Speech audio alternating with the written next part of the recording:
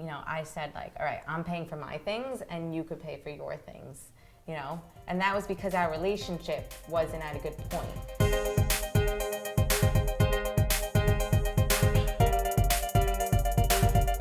Inspired by her grandmother, Florence started selling string cheese when she was in high school.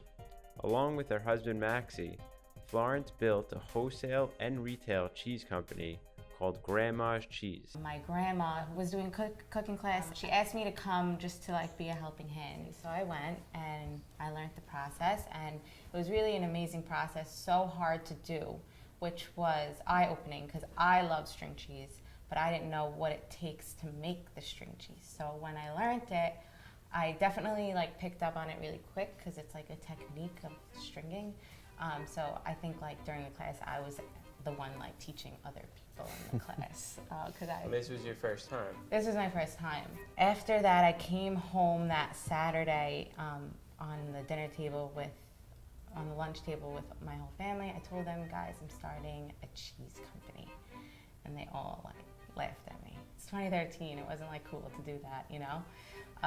They laughed a little bit. They didn't like outwardly laugh, but it was definitely like, why, like, what are you doing? You're a senior in high school, you know? You don't need, you're going to college. So whatever, I didn't let that get to me, which I think is big, because I think I let that even fuel me more because I wanted to prove them wrong. So then I started, and I made it in my kitchen, and I gave it to my friends and family and neighbors, and it really just spiraled from there. I was so like humbled that people were calling me and asking for my cheese. Like that was what was like pushing me to do it. Like, oh, if someone wants it, like of course I'll make it for you. Like I'll deliver it to you too, you know? I was delivering to my friends and neighbors probably for like 3 to 5 months.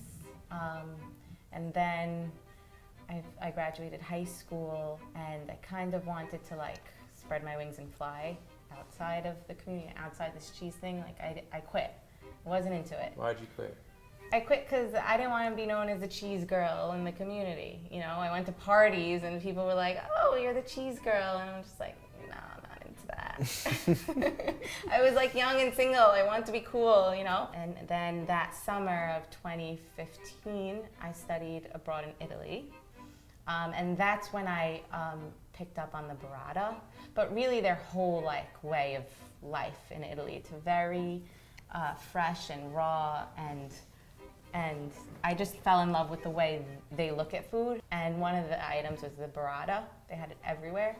So I kind of kept that in my back pocket too. And then I came home summer 2015. That's when I chose to start the business back up again, because I kept getting texts of orders. For those 6 months, I was making hundreds of cheeses myself, and the process is very tedious. It was a lot. It was very tolling, but people wanted it, so I had orders. I wasn't making it to sell it. I was making it because someone else wanted it. It was just a different way, you know. That's how I just kept going. I was rolling. I brought the burrata back from Italy. I put that on my line. She was the first kosher burrata. Yeah, ever. Ever. Yeah. At the time, which was amazing. I don't know why kosher people don't, but a lot of people didn't know what it was, but that's why people also were excited about it. They're like, what's burrata? Because it can't get anywhere kosher. It's now a staple for you. Yeah, so summer 2017, that's when I saw this guy at a party, and he wasn't looking at me. He was just like in the corner, like, and I was doing my thing. I was flirting. I was laughing in front of him, like nothing was getting him. And then I approached him. He was talking to one of my fans, and I approached them, and I was talking about my cheese and whatever, doing my thing. And okay, he was a little intrigued or interested, but not enough to text me. So 2 weeks later, I'm still thinking about this guy, and he didn't reach out. I didn't have his number. So I Facebook messaged him, and I asked him, because in the conversation we were talking about a cheese flavor that I could try, even though he never heard of me before. So I reached out and I said, hey, like, what was that cheese flavor you wanted me to try, even though I knew what that cheese flavor was. He was like, oh, I'm offended, he didn't remember or whatever. So he said at the time it was sriracha flavored cheese, because that's what he loves. And so I said, okay, I'm gonna make it for you. Could you be my taste tester? And he's like, sure. I'm like, okay, so what time are you gonna come to my house to taste it? And he's like, oh, this time, whatever. I'm like, okay, great. I don't know, I maneuvered a date. It's a lot of moves very quickly. It's a lot of moves, but like I said, I had a voice that was courageous, you know. I know. It's funny, our first date, I was late because I was working on a project and I went out to get funding for it, and I just got rejected like 5 minutes before the date. And then I realized I didn't have a car. So I showed up in an Uber, I'm devastated, and she sees me and she's like, send the driver home, you know, I'll drive. And then we had our first date. And so the date was that you were going to come try the cheese. I was going to try the cheese, terrible idea. Sriracha cheese is not a good idea, don't try it at home. But there was a little breakfast involved. Yeah, we went for brunch. And then I asked her after the brunch, like, do you want to walk around the block or something? And she said, no, I have to go. It was Friday afternoon. She delivers cheese to her customers on Friday. She's like, no, I got to run. I have to deliver the cheese before Shabbat. What did you think of that? I thought it was awesome. I was a little offended, but I thought it was awesome. You know, I thought it was great that I'm a very business-oriented person. So the fact that she was engaged in a project, I thought was really cool. Right. But what made us go for brunch? Well, we were going to try once I realized that it was a date, I think we said, let's go. What point did you realize it was a date? It took me a while. First, he just wanted to see the sriracha. Yeah, like I had it in my hand. I didn't know, like I remember I was waiting for him because he was late. I'm like, what now? Like I have a cheese in my hand. Like, what are we gonna do? I'm just gonna give it to him and he's gonna go home? Like, I don't know. I guess because you were in the Uber and I said, I'll drive. I think I realized what we were up to. When we were dating, she would like pay for things. You know, when we were young married, it was helping us. So it was really it was a part of our lives from day one, you know? And your business background, you were working in retail. I wanted to do an operating business, and I was playing with a lot of different ideas at the time. I decided I was gonna go into restaurant retail. I felt like I knew the streets because I was in retail. On the real estate side, I felt like, let me try it on the tenant side. Right. You know, I knew how to find stores, I knew how to negotiate leases, I knew a little bit about banks. So I said, all right, I got something, and I wanted to be in an operating business. So I went to Aunt Annie's and Cinnabon, two franchise brands owned by the same parent company, and I pitched them to do street stores. So I did that. I went out to build the store, to negotiate an agreement with them. And that's while I was lugging cheese to stores. He was building a store in the Bronx, and I was bringing cheese to a couple of the retail stores around us. Yeah, and at that point, that's when she hit her threshold. It's heavy. Our boxes are like 40 pounds. Frozen cheese is like no joke. And she just said, I can't do this anymore. A strong man to lift. So I started doing that. I would go from the Bronx. Do you remember how you got into retail in the beginning?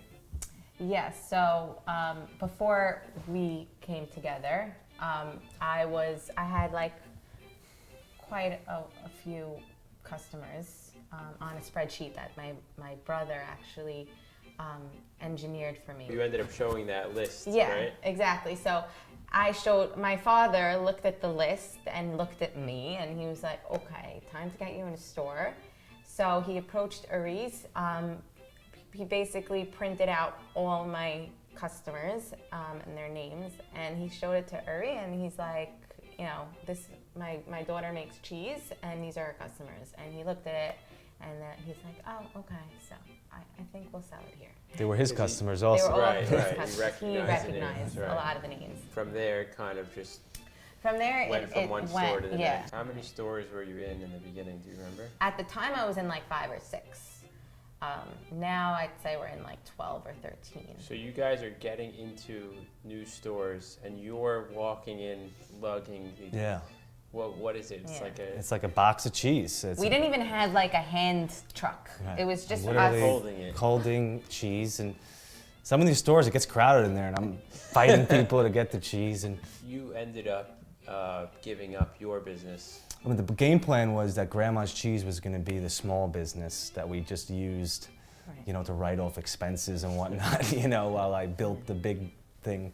And I realized quickly that it wasn't, I mean, not so quickly, but as it evolved, I didn't have as much passion for the franchise, and my involvement in Grandma's Cheese was slowly growing, out of necessity, really, and I just kind of made a switch at one point, and I realized that this is going to be the thing. Well, because it always had blessing in it. I think you came up with this idea of, okay, let's get into people's mouths. Yeah, he was always like, all you have to do is have them try it. That's it. Right, and all your background was in retail, so you knew if you get the customer in the door. When I realized that we were capped, that's when I kind of had the leverage to do the retail thing. He's talking about opening a cafe, so I'm not really so excited about this idea because I knew about how much work it would mean. And then he came home, he's like, oh, I found a place on Brighton, the corner, right across the street from Lighthouse. And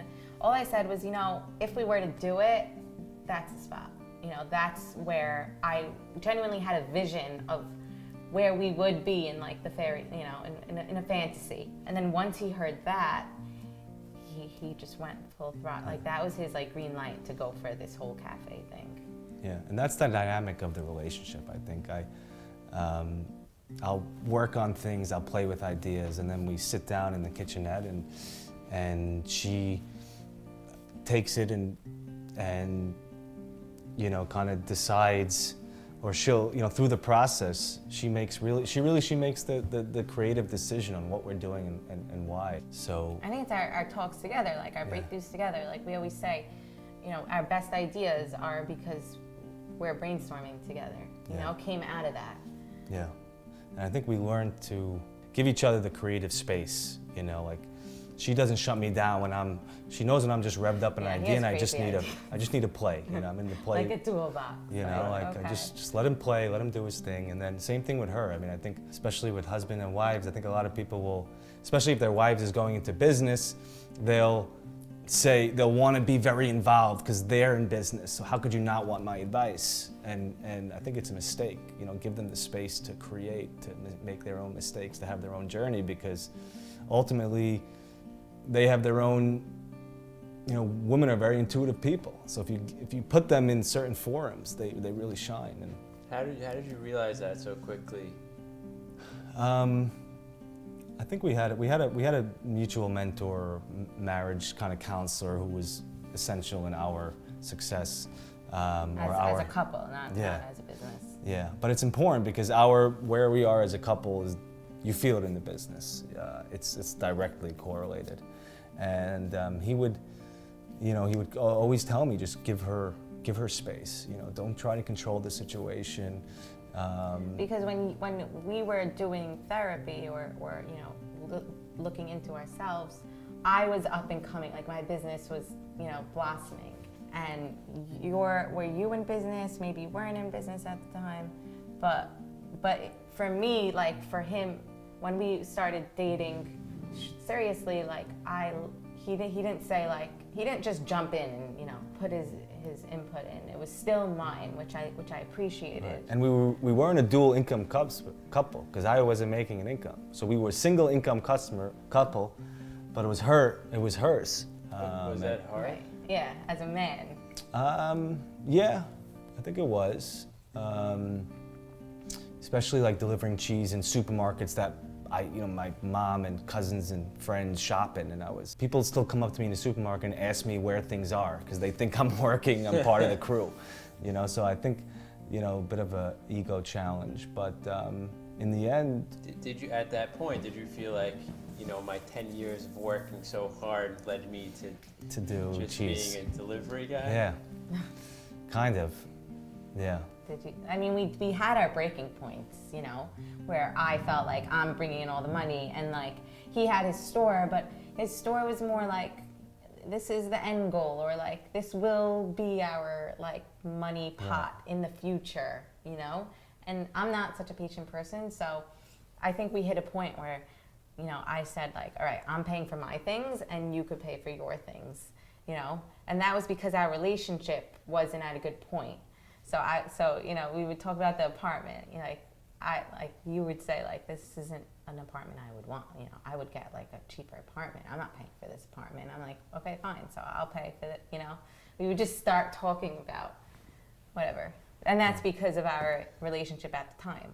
Yeah, we weren't always united. I think that we did a lot of work personally on ourselves. And still do. I think the hardest person to be honest with is yourself. How does your grandma feel knowing that this whole thing is pretty much named after her? Yeah, she feels great. I mean, she walks into supermarkets and says, like, I'm the grandma.